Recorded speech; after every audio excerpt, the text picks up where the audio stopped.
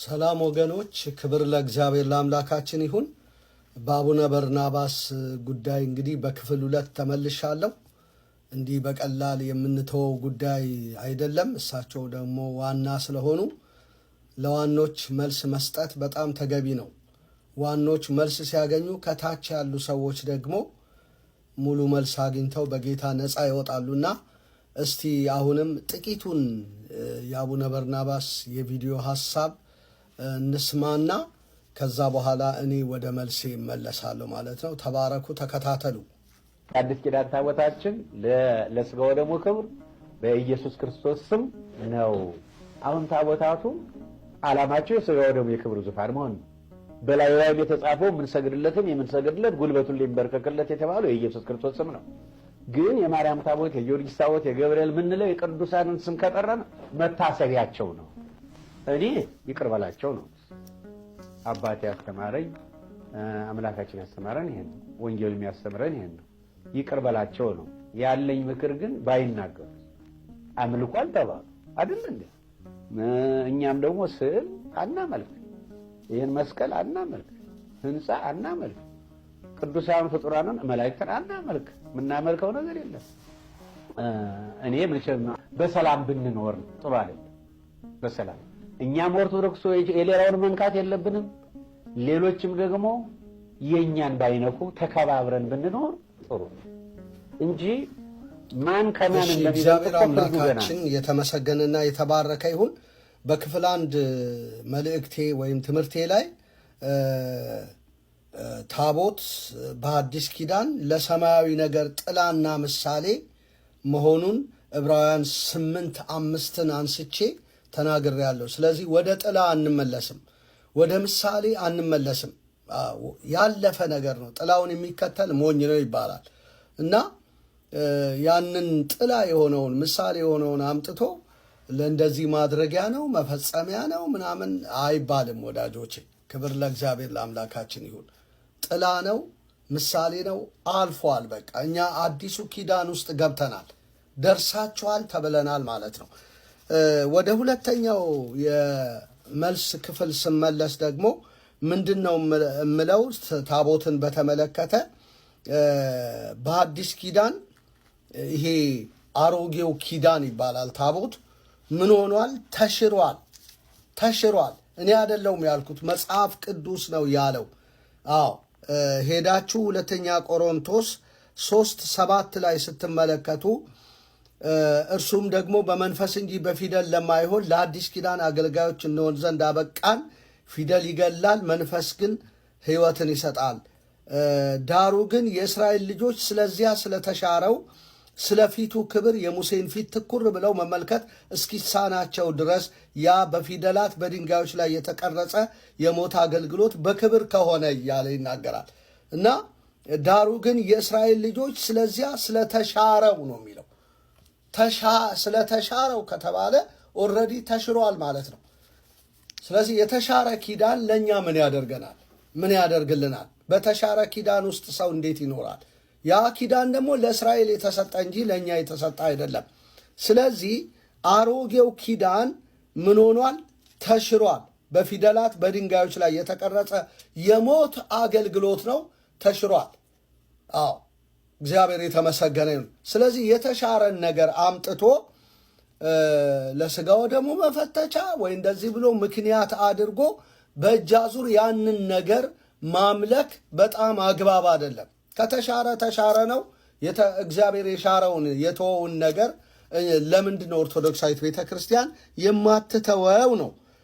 ሌላኛው ሁለተኛ ቆሮንቶስ 3:13 ላይ ሄደን ስንመለከት እንዲህ የሚል ቃል እናገኛለን። እንግዲህ እንዲህ ያለ ተስፋ ካለን እጅግ ገልጠን እናገራለን፣ የዚያንም ይሻር የነበረውን መጨረሻ ትኩር ብለው እስራኤል ልጆች እንዳይመለከቱ በፊቱ መጋረጃ እንዳደረገ እንደ ሙሴ አይደለንም እና ይሻር የነበረ ነው ያ እና ለዛ ጉዳይ እንኳን ሙሴ መጋረጃ አድርጓል እና እንደ ሙሴ አይደለንም ተብሎ ተጽፏል። ለምን? የሙሴን ቁርበት ፊቱን ሲያዩ ይደነግጡ ስለነበረ ነው። አሁን ግን ወዳጆቼ ሆይ በክርስቶስ ኢየሱስ በተከፈለ ዋጋ የተሸፈነ መጋረጃ የለንም። ያለ መጋረጃ ኢየሱስን እያየን ከክብር ወደ ክብር ነው የምንለወጠው። ወደ ታች ሄዳችሁ ሁለተኛ ቆሮንቶስ 3:12-18 ስታዩ በማይከደን መጋረጃ ያለውን እያብለጨለጭን መንፈስ ከሚሆን ጌታ እንደሚደረግ ያን መልክ እንመስል ዘንድ ከክብር ወደ ክብር እንለወጣለን ብሎ ነው የሚናገረው። ነገር ግን ያንኛው አሮጌው ኪዳን ይሻር የነበረውን ብሎ ነው የሚናገረው። እግዚአብሔር የተመሰገነ ይሁን ለዘላለም። እና ያንን መጨረሻ ትኩር ብለው የእስራኤል ልጆች እንዳይመለከቱ በፊቱ መጋረጃ እንዳደረገ እንደ ሙሴ አይደለንም። አይደለም ታቦቱ ኪዳኑ መጋረጃው እንኳን ሳይቀር ተወግዷል። በቃ ያለ መጋረጃ ያለውን ኢየሱስን ነው እያየን ከክብር ወደ ክብር የምንለወጠው። ስለዚህ የተሻረ ኪዳን ኦርቶዶክስ ምን ያደርግላታል? የተሻረ ታቦት እንዴት ይህንን ምክንያት አድርገው አቡነ በርናባስ ያቀርባሉ? በጣም ነው ክርስቶስ አልገባቸውም ማለት ነው። ኢየሱስ ሙሉ ለሙሉ የኢየሱስ ብርሃን ሙሉ ለሙሉ አልወረሳቸውም ማለት ነው። እና እንዲህ ግልጽ አድርጎ መጽሐፍ ነግሮን ታቦትን የምንጠቀመው ለዚህ ነው ይባላል። እንዲህ የተሻረውን ነገር ክብር ለእግዚአብሔር ይሁን። ሌላው ሁለተኛ ቆሮንቶስ 3:14 ላይ ሄደን ስንመለከት ብሉይ ኪዳን ሲነበብ ያ መጋረጃ ሳይወሰድ እስከ ዛሬ ድረስ ይኖራል። በክርስቶስ ብቻ የተሻረ ነው ብሎ ነው የሚናገረው። ስለዚህ በክርስቶስ ብቻ ነው የተሻረው። ክርስቶስ ነው የሻረው። ስለዚህ ክርስቶስ ሽሮልኛል ያለ ሰው ብሉይ ኪዳን አይደለም የብሉይ ኪዳንን ታቦት ብሉይ ኪዳንን ማንበብና መስበክ የለበትም። ወደ አዲስ ኪዳን መጥቶ ኢየሱስን ነው መተረክ ያለበት። አብ የተረከልንን በአባቱ እቅፍ ያለው ልጁ እርሱ ተረከው ስለሚል የተረከውን ኢየሱስን የሕይወት ራስ የሆነውን ጌታ መድኃኒት የሆነውን ነው መስበክ ያለበት እንጂ የብሉይ ኪዳንን ጥቅስ አውጥቶ መስበክ የለበትም። ያን ሲሰብክ እንኳን ይሻር የነበረው የሙሴ መጋረጃ በፊቱ እንዳኖረ ነው የሚለው። ስለዚህ ስብከቱም ሆነ ታቦቱ አሁን አስፈላጊ አይደለም ማለት ነው። ክርስቶስ መጥቷል።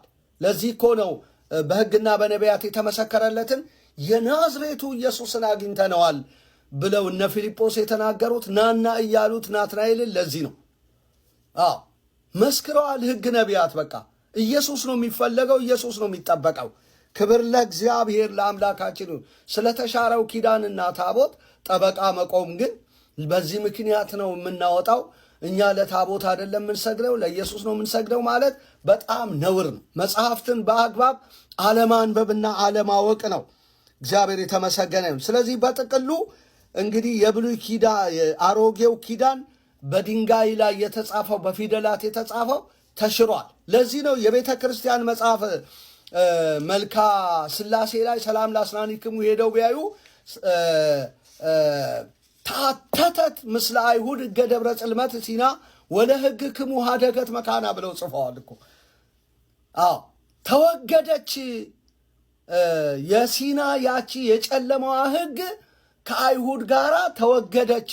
ወለ ሕግክሙ ሀደገት መካና ለሕጋችሁም ቦታውን ለቀቀቻል ብለው እኮ ደርሰዋል። ይኸው መልካ ኢየሱስ መልካ ሥላሴ ላይ የሲና የጨለማ ሕግ ናት ተወገደች ማለት ነው።